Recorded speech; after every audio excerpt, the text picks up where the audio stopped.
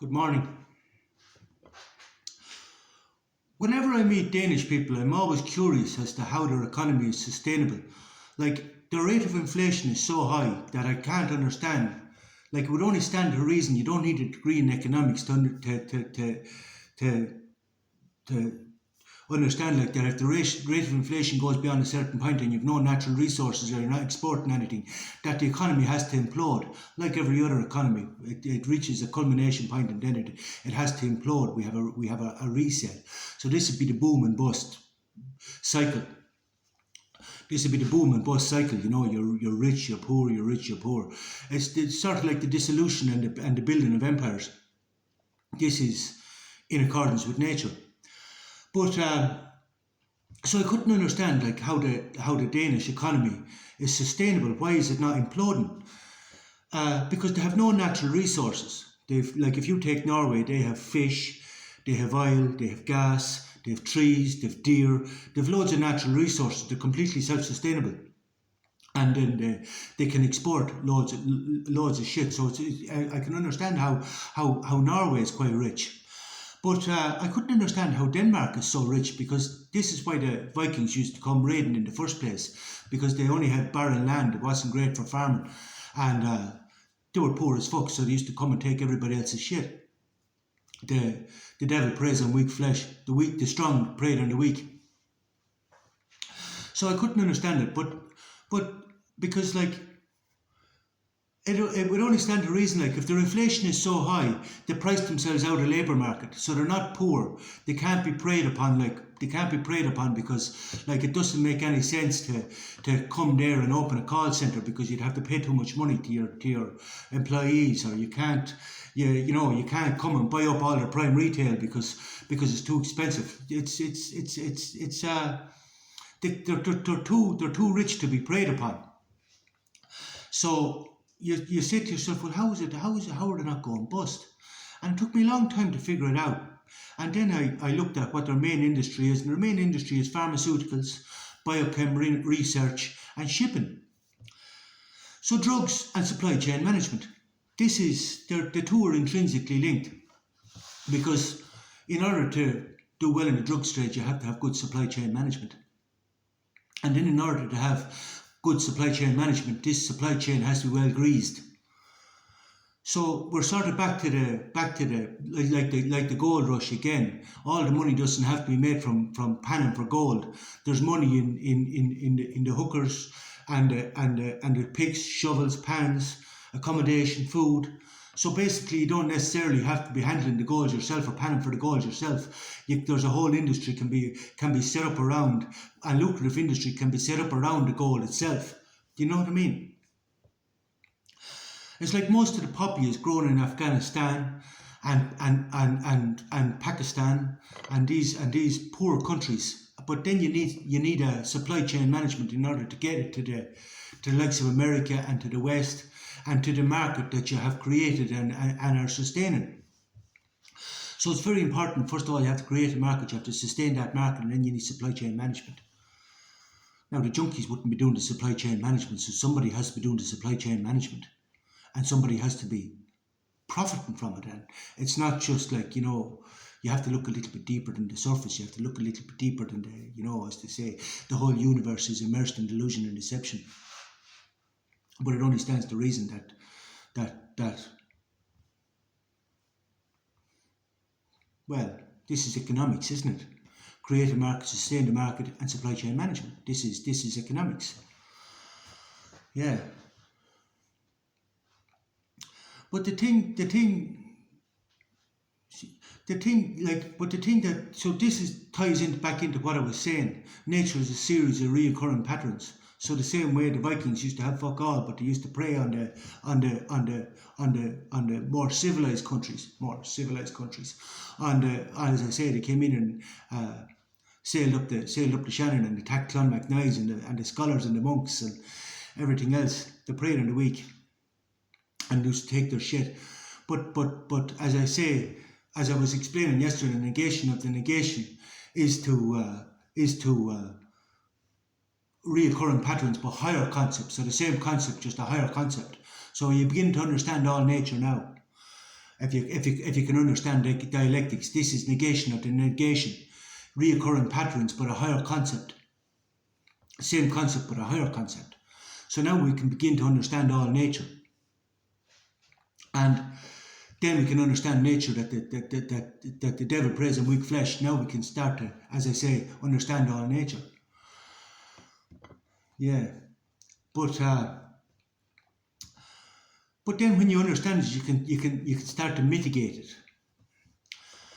But the thing that bothered me, was back before I understood nature, was they had in the Philippines they had a big met problem.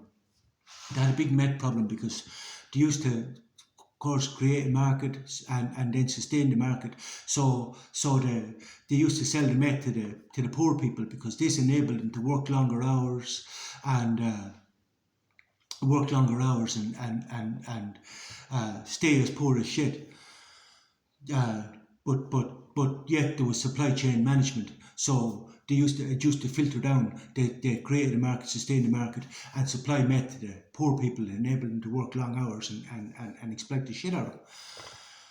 But then, of course, the thing turned into a shit show, because the poor started raping and robbing in order to feed their habit. So the whole thing turned into a bit of a shit show. And then the new president came to power, and he declared open season on the junkies. So they started to shoot the junkies at night. You could make good money by going out shooting junkies, shooting meth addicts at night. And this was very effective in clearing up their drug problem, because people handed themselves in and said, I'm a meth addict, I'm a drug addict, I'm a drug dealer, sign me, lock me up. So they ended up handing themselves in to be locked up in the jail, and then anyone who didn't were getting shot by the police. But the thing is, the police were part of the supply chain management. They used to sell the drugs they used to sell the meth to the poor. But then it's sort of like, do you remember the story I told you about the pig, where you go out and you fatten the pig, and the pig and your best friends, and then you went out one day and you sliced the pig's throat and he's on the table for dinner. It's sort of the same thing. So this is all nature. And this then with the junkies and slitting their throat, this is transformation of quantity into quality. This is nature. This is one of the ambiguities of war. Transformation of quantity into quality. So now we can start to understand nature, and we can start to understand dialectics. Transformation of quantity into quality. The strong prey on the weak, like the devil preys on weak flesh, and then negation of the negation.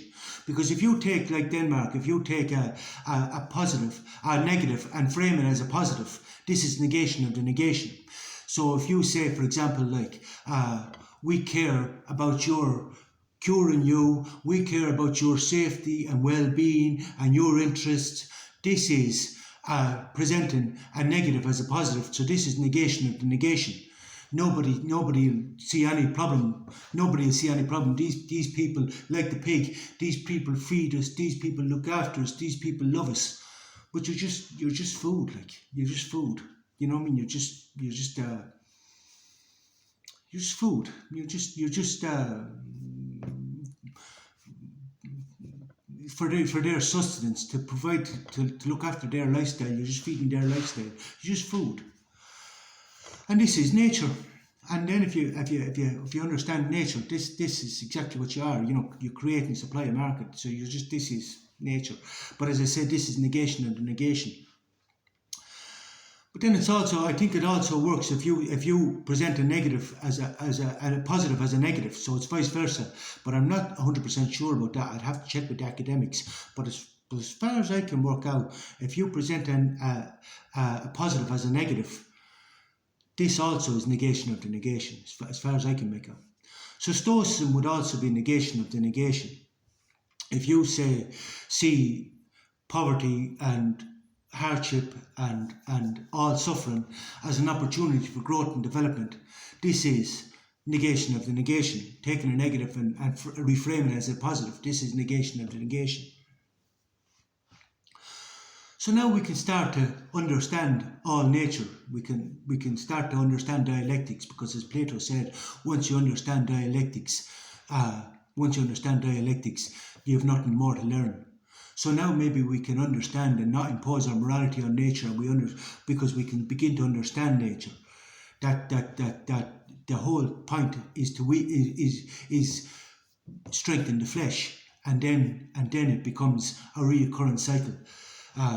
But if we have an inversion of the hierarchies, for example, we would have, say, Orwell's Animal Farm, where the pigs take over the farm, and this would be an inversion of the hierarchy.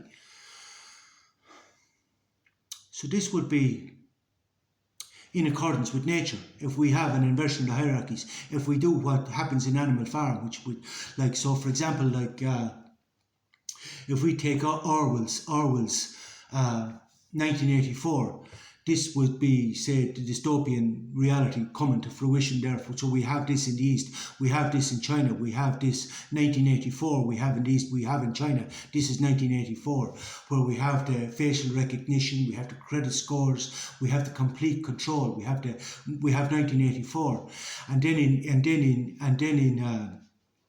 we take Huxley's Brave New World. This would be the West, say, this would be America, where everybody's on the soma, we have this big drug culture that's orchestrated and well, the government do it with intent, say, for example. So we have everybody who's kept in a weak state, so everybody is kept soft. Materialism, everybody, basically we have Nietzsche's Last Man. That's what we have in Western civilization now. We have Nietzsche's Last Man, which is the weak, I'm offended, all the snowflakes, I'm offended, I'm weak, and then of course when we have Nietzsche's Last Man, we have we have a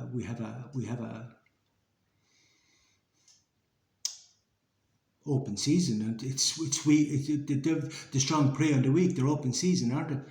We have just a plethora of weak individuals, but and then they're kept weak by say the pharmaceutical industry, which is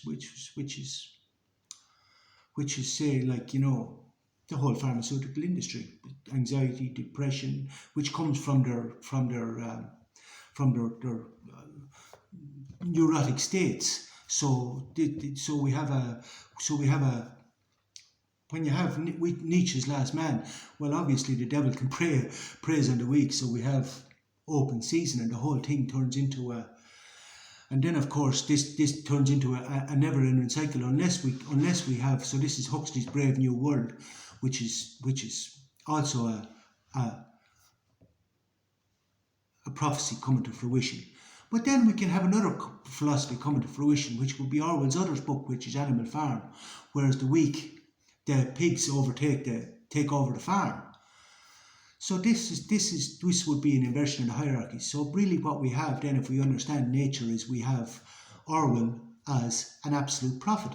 We have 1984, we have Huxley's Brave New World, and now we will have Animal Farm, where the pigs take over the farm. Yeah. This is nature. This is nature. So rather than imposing your morality on nature, seek to understand nature. Yeah. That's it for this morning. Goodbye.